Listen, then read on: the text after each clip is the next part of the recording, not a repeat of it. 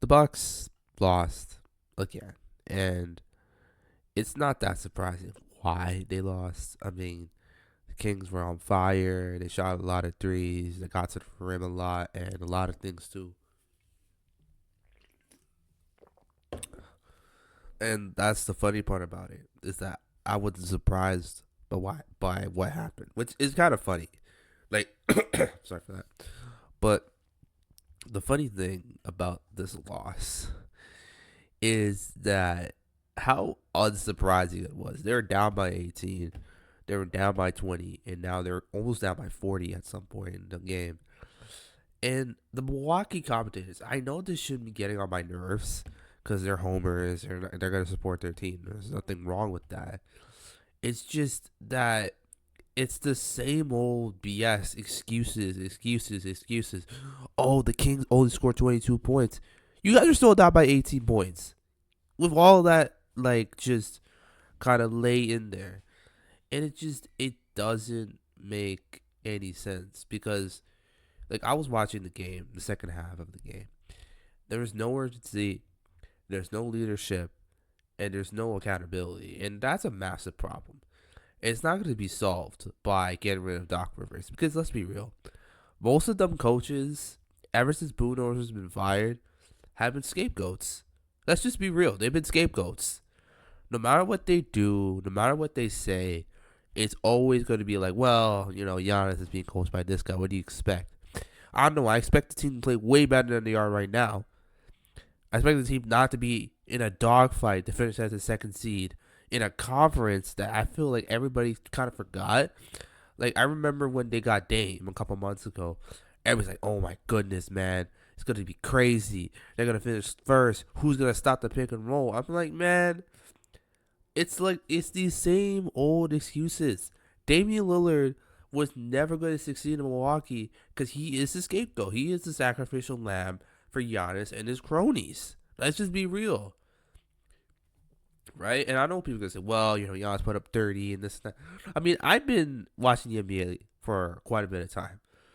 And it's like when Harden was doing that, when Westbrook was doing that, how even Steph, like his 3 championships were constantly questioned as legitimate. And like, if we're going to do that, and how are we going to be okay with Giannis this season? It's always going to be, oh, well, he should be MVP. I'm like, man, take his name out of any type of award consideration. Take his name out of that. An MVP doesn't say there's no such thing as failure. Let's just be real. The MVP doesn't say that. Because there's no such thing as failure or just a stepping stone to success. Why the hell would you fire Budenholzer? Why hire a rookie coach that has no power in the organization? Why would they fire Terry Stotts right before the season started? Why would they fire Griffin and then they bring in Doc Rivers? Like, the consistency of the inconsistency of Giannis' stands is hilarious to me. And I'm enjoying their downfall. Like, I'm enjoying it like crazy. Because even if Milwaukee, let's say they lose in the first round, right? Which I'm going to say they are. And I know it's going to be, oh, this is the first season. Oh, they didn't really want to be there. Then why trade for him then? Why trade for him then? I'll give you a better example. So when OKC traded they traded for Paul George, right? I want you to think back to 2017, right? Paul George was available, okay? And a bunch of teams were interested in him. Lakers were interested. I think the Cavs were interested as well. They had like a package with Kevin Love and a bunch of picks. And I also think maybe Golden State was interested in him. Like, yeah, that was actually insane. Thank God that didn't happen. But OKC got Paul George, right? And Paul George had a pretty good season, In the playoffs, he wasn't really that great. But think about this for a second, right? He re-signed there. I know he demanded a trade, but he re-signed there, right? He was playing the best basketball of his career till this point. And I know people are going to be like, well, here's the thing, right? That 2021 championship is the worst thing that's happened to that franchise. I don't care. I can go to my grave saying that. That is the worst thing because it proved to them that running with Giannis was gonna somehow lead to a dynasty, which you could check. It hasn't happened yet, which is funny to me. Why do you Milwaukee fans? It's so funny. Like I look at Milwaukee and look at Kansas City, and they are really similar in their whole history. They are really really similar. Both teams even won their championships after 50 years, right? The difference with the Kansas City Chiefs is their GM knows who they are, their coach knows who they are, and they have a quarterback who is actually transcendent. That's what transcendence looks like. So it's not that shocking that they have been winning championships the way they've been winning them. And it's not that shocking to see the Bucks have these incredible regular seasons. But when you actually watch their games, even with Budenholzer, they were always flattered to deceive. They were always were a beatable team, especially in postseason. Things slow down, right? Sorry for that. And the funny thing about that is that when you look at Budenholzer, I feel like him winning that championship should be the reason why he's in the Hall of Fame.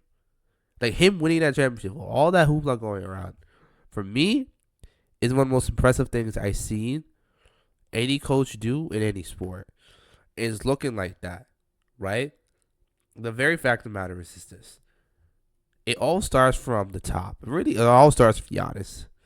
Because NBA discourse, ever since Giannis won that first MVP, really ever since he actually came out onto the scene, has been destroyed forever. Because the excuses, the lies, the bullying, everything has destroyed NBA discourse. And I know NBA discourse wasn't really great, especially when especially when LeBron made that 3-1 comeback, the whole goal conversation started from there. But at least it was like manageable. Now with so much talent in the NBA, right? It's hard because a lot of these guys are on the same level, but most of them fans think they're on a different level, which that's not true, right? And here's the funny thing about this, is that they still could have made this Dame thing work. It would have to be that Giannis gets traded. I would have traded him I would have just cut him. I could take the cap hit. I don't really care. The reason why they have failed this season is because they refused to admit that they failed last season. That's where it all starts from, right? Because Giannis could have not said anything that mattered a trade and destroyed the franchise, but he didn't care, right? His PR team was smart in the sense that, you know what, let me just put out statements to the media. Let me get my NBA Twitter bots. Let me get my Instagram bots. Let me get my PR cronies on Reddit and like just defend me for essentially failing at the basic fundamental of basketball, which is winning, right? Winning in the Charlotte Hornets is not the reason why you got Damian Lillard. Barely beating the Pistons twice in a week, that's not the reason why you got Damian Lillard. You guys were blowing out these teams with Budenholzer, with Bledsoe. I feel like it's so funny that I feel like every time Milwaukee signs someone, it's a cycle, right? And it's true for other teams, but for Milwaukee, it's like they get a guy, and the family's okay. He's the final piece. He's this. He's that. He's gonna make us unbeatable.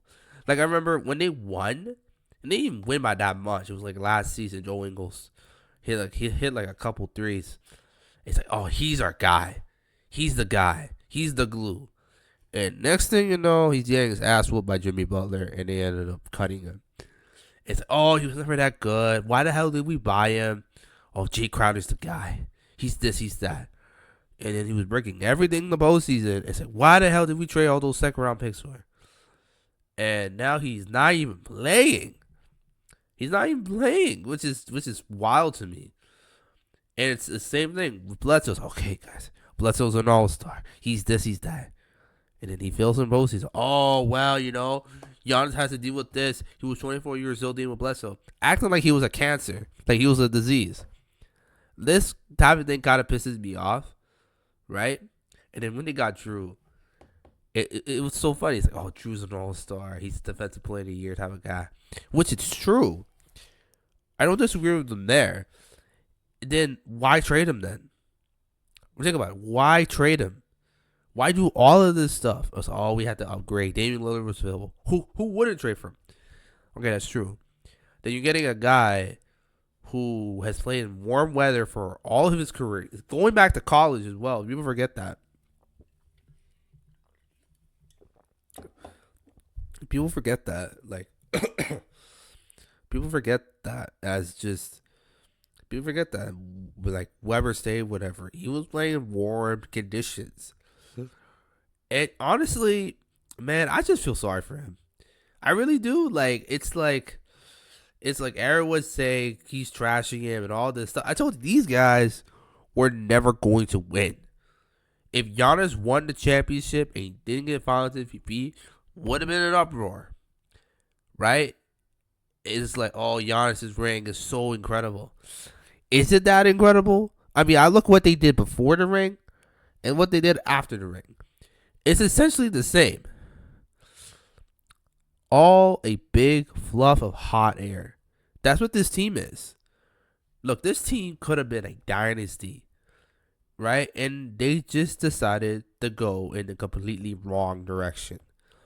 And I don't feel any sympathy for that front office. They knew what they were dealing with. It's that you allow a player, right? Because let's be real. Does anyone actually fear Giannis like that? You see how Debo Samuel talks about Mahomes, and there's this. It's fear. It's fear. Let's just be real. It's fear. It's admiration. Deion Dawkins, same thing. It looked like the guy got PTSD losing against him 3 times in a row, which I don't blame him for. And it's like, that's what fear looks like. That's what greatness looks like. Nobody cares about Giannis like that. And nobody really should either. Right?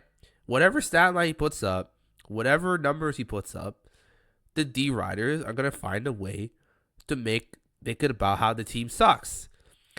Then, if that's the case, then why say this is the best team in the league? This is the best duo in the league. Everything else winning game. That's not how it works, right? Kansas City have been the best team for the last half decade plus because they actually play like the best team. They actually executed in the big moments. They have blown out teams. They come back against teams and everything in between.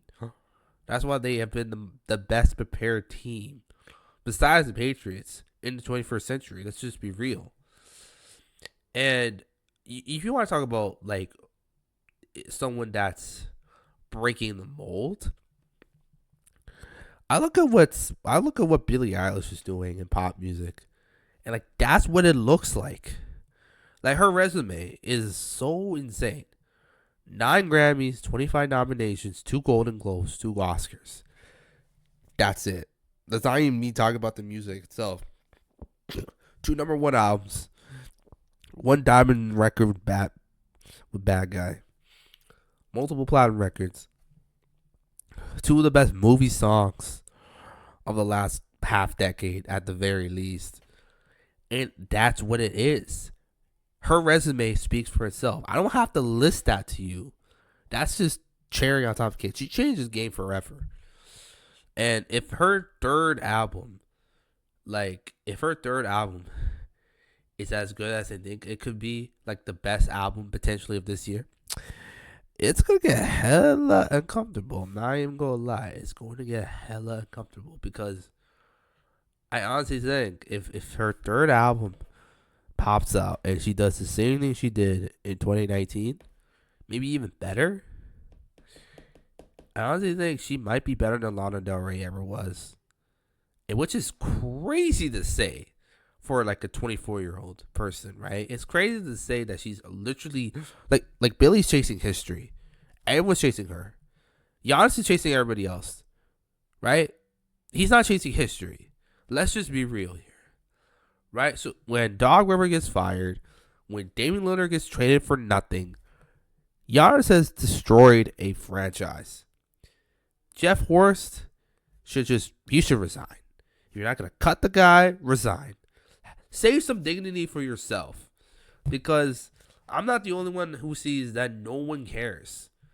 Like when they're down big, like they just give up, which is just like it just doesn't make any sense to me, man. It doesn't. And all these standards that people keep putting on, all this pedestal, you put him on that pedestal. You act like he's LeBron 2.0. You act like he's Kobe or Jordan or whatever, and you hold him to that standard. But deep down, NBA Twitter, I think NBA Twitter has wisened up on him, except for Bucks Twitter. Those guys are just psychos. NBA Reddit, NBA YouTube, especially them. Dop 2K, Rusty, all those dudes. And I love those guys. Those guys are amazing. Those guys have introduced me to a different side of media. But Giannis is just not that guy. And it's painful to say that. It shouldn't be painful to say that, actually. Because when you look at it in that sense, like there's nothing there. And nothing was really there to begin with anyways. Right? I mean, and that's the funny thing about it, is that who are you guys going to blame? No, seriously, who are you guys going to blame? Because I look around the organization, and there's no direction. Everything, Jimmy Haslam, man. Look, Milwaukee was choking way before that. So I don't want to hear about him as an excuse. I don't doubt he's making some decisions, because that's how he is. But blaming him for Giannis choking, Giannis can't score on Cody Zeller at home. Like, just think about that for a second, right? There's this guy on Dan Lepitar's show. He used to be a guy from ESPN. Now he joined the show. And he says something that I've been trying to say. Giannis is not a winner. He's just not. And the championship thing people are going to bring up, if he has achieved everything he has to achieve, then why is he still playing? Why is he wasting everyone else's time? Right? If he's so great, he could just retire. His legacy would be intact. No, let's be real. If Giannis were to retire right now, his legacy would be picked apart like crazy. Like, it would be worse than Kevin Durant. At least with Durant, at least I can point to certain moments in the Warriors' tenure and the Thunder's tenure, thinking like, yeah, this guy's one of the greatest I have ever seen, period. But it doesn't make any sense to me. It really doesn't. Like, and here's the thing, man. Milwaukee cares about winning the offseason championship. They care about hanging banners for wins they should be winning against. No one's going to give you credit if you win against the Pistons. That team's been awful for literally all my life. Literally, the last 15 years, they've been dog crap. So nobody's going to care. If this team wants to shut me up this season, win the championship, that's it. No excuses either. Right? And it's so funny, too. They've been slandering Chris Middleton all this time. And then they're saying he was better than Booker and Mitchell. That's back in 2021. Which is still hilarious to me. Like, it's like, here's the thing, man. At the end of the day, no one really cares. It's very simple. Get the job done. That's it. That's all I'm asking. And Milwaukee's not going to do that. They're just not going to do it. They have set themselves, they've been pushing a square peg into a round hole this entire time. And it has failed. Let's be real. It's failed. It's failed. I know people say, well, they won a championship. Then why the hell would you get rid of half the team and the coach and the co-star that got you there?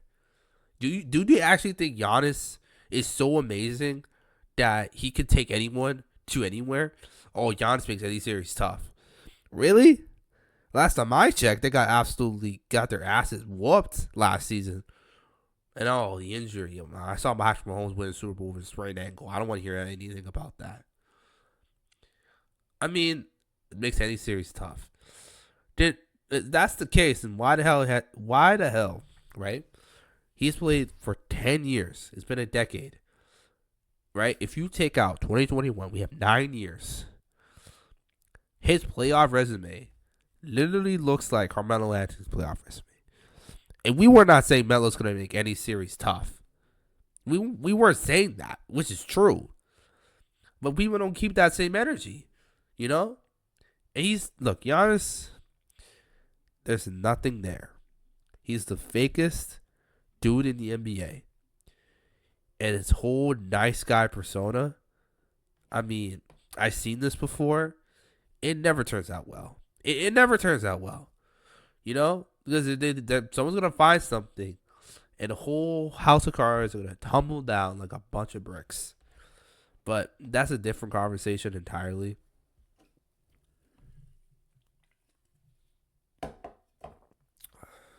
And here's the last thing I'll say. Because this is a little bit on the shorter side. But Milwaukee, they're just a team that it's unfortunate, maybe even tragic. They tricked everyone. Giannis has deceived everybody. And I get called crazy because I point that out. Right? I get called insane. I get called all these things because I call the very obvious. It's literally in plain sight. Right? Nobody over there actually respects him as a leader. Nobody. Right? And I don't go, well, he won a championship. Remember, Russell Wilson won a championship. Russell Wilson could have won back-to-back Super Bowls. Could have been a dynasty. But all these stories were coming out that nobody wanted to play with him. He was not a teammate. Literally, he had his own office. It sounds a lot like Giannis. And now Wilson's whole resume is literally getting destroyed right in front of our eyes. And here's the funny thing. Wilson hasn't had a scandal. Didn't have Laddergate or Ballgate, right? He didn't have those things. For a lot of people, for quite a few of his teammates, they just thought he was just too distant. He was an extension of the front office, which I honestly think Giannis is also that as well, right? That's why a lot of these guys that they bought, they don't do well because it's hard to play around a guy that was never that guy. Let's just be real, right? And that's the thing. So everybody's like, oh, you know, if Giannis had Steph, Giannis could have had Michael Jordan beside him. Jordan would demand a trade after the first game. I'm being serious. Because guys like Jordan, Brady, Mahomes, LeBron, Kareem, all those guys, even Billy to an extent, they demand excellence. And not just excellence. They demand it every step of the way. You can't skip steps. Giannis has tried to skip a whole staircase for people to think he's the best. He's not the best. He never was. He's not top 5. You want to throw him in that top 10 just to get clicks and clout. Go ahead. You can do that. I don't put him there. He's not the best defender in the league. He's certainly not the best scorer in the league. Not the best rebounder. Not the best shot blocker. Not the best any of those things. It's going to be funny. When Wemby potentially is winning championships, I'm going to tell people, this is what y'all thought Giannis was going to be. Right? And I'm like, well, San Antonio, Popovich. I mean, the Spurs haven't really done anything last 5-6 years. So I don't want to hear that. But here's the last thing I'll say. And if Milwaukee fans listening to this, and they somehow made it all the way through. Yeah, I'm kind of sick right now. But I'm still soldiering on. I don't hate your franchise. I feel like your franchise reminds me a lot of Kansas City, who I love, even though I'm a Steelers fan. Even though we're finally making moves to actually compete to lose against the Kansas City Chiefs in the AFC Championship game. But here's the thing I'll say. The thing I'll say is this. It didn't have to be this way. It really didn't. And that's the sad thing about it. I would not be shocked if Giannis demands a trade, because he literally has ran a franchise to the ground, fired coaches, got rid of point guards, left, right, and center. got guys who are old, couldn't do it anymore, and act surprised that they can't do it. Has his brother who might just be the worst player in the league. I'm not even gonna lie, but I just Giannis, man, he really tricked everyone, which is unfortunate. But you know what? You have to sort of kind of like just you're just gonna have to accept it. You know what? These people are gonna defend whoever they want to defend. They're gonna cherry pick whoever they want to cherry pick. They're gonna sort of kind of move the goalposts, lower the standards, right? They say he's LeBron, but they treat him like he's a role player. Like him being in the league is a success. Like people forget, like Isaiah Thomas. Now that's is a story. Jimmy Butler, that's a story. Even Hakeem Olajuwon, now that's a story. Joel Embiid, now that's a story, right? But this isn't a movie. That's the thing. He can release all the documentary he wants, do all that stuff. It's just distractions. It's just papering over the cracks. And the cracks are laid there. Giannis is the issue, has always been the issue. And the only way they have to deal with this, they just gonna have to cut him. You know what? That extension is the worst contract in NBA history. Because if they lose early again, it will just be confirmed. It'll just be confirmed. Oh, Giannis has nobody. Wonder why that is. You get rid of everybody who was useful, and then you act surprised when nobody can do anything. Like, it's on you, right? And they can't do anything about it because this is Wisconsin. The players hold the power. The players hold the power. If you get one guy all that power, even if he's the GOAT, it's not gonna work. Not long term, at least. So, finally, last thing I say is this. I hope everyone enjoyed this podcast. I know it's a little on the shorter side of things, but so I have a Reddit account, and I might tell some stories about that on the next episode. But yeah, my Reddit account is what is it? Oh yeah, it's Alive AD 4164. And I hope everyone had a good day. And yeah, bye.